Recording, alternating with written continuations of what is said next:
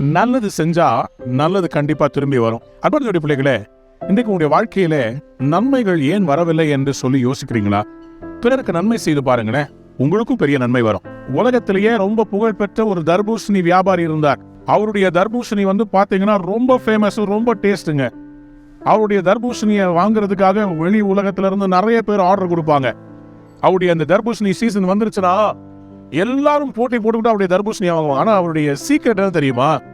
அவருடைய அந்த தர்பூசணி அவர் ஃபர்ஸ்ட் விளைஞ்ச உடனேயே அவங்களுடைய கிராமத்துக்கு ஒரு செலிப்ரேஷன் கொண்டாட்டம் வைப்பார்.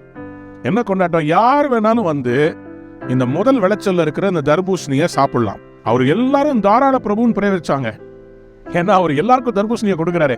இவ்வளவு டேஸ்ட் ஆனதை வித்து காசாக்குறதுக்கு பதிலா இந்த மனுஷன் நமக்கு தராரேன்னு சொல்லி சந்தோஷமா தர்பூசணியை சாப்பிட்டு அவரை ஆசீர்வதிச்சுட்டு போவாங்க.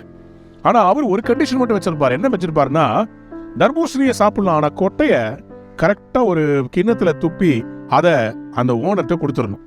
என்ன நடந்துச்சு தெரியுமா? அந்த பெஸ்ட் டேஸ்டிங் அந்த வாட்டர் மெலன், அது பயங்கர சுவையானதனுடைய சீடு வித்தாருன்னா பழம் போயிடும், பழத்தினுடைய சீடு கிடைக்காது.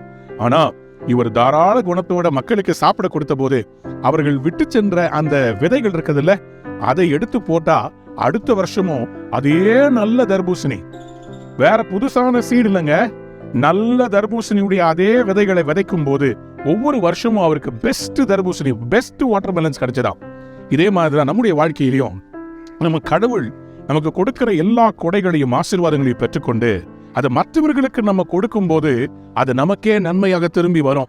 ஏழைகளுக்கு உதவி செய்யும் போது, படிக்க முடியாதவங்களுக்கு ஃபீஸ் கட்டும் போது, உணவில்லாதவங்க, ஆதரவு இல்லாதவங்களுக்கு நம்ம செய்கிற நன்மை, ஏன் கடவுளுடைய ஊழியத்தை செய்கிற அவருடைய பணியாளர்களுக்கு நம்ம கொடுக்கிற கொடைகள் இருக்குதுல்ல, ஆலயத்துக்கு கடவுள் காரியங்களுக்கு நம்ம செலவு பண்ற காரியம் இருக்குதுல்ல, இதெல்லாம் நல்ல சீடுங்க.